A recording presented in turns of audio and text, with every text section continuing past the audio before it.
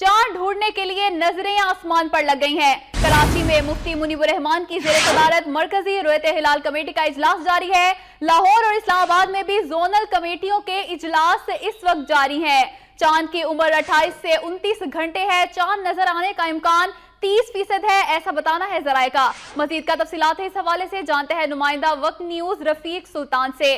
रफीक सुल्तान, बताइएगा लाहौर में zonal committee का इजलास किस मुकाम पर हो रहा है और कौन कौन शरीक है?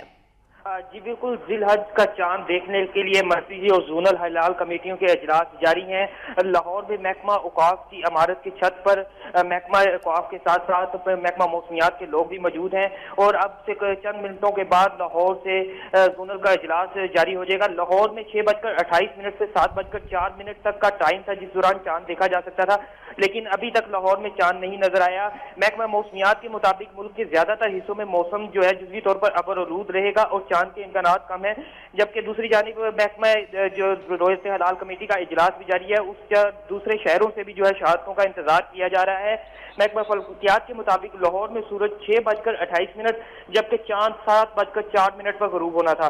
चांद नजर आने के लिए इसकी कम उम्र जो है वो 19 घंटे से जायद होनी चाहिए, जबकि चांद और सूरज के गरूब होने का दरमियानी फर्क कम से कम 40 मिनट होना चाहिए।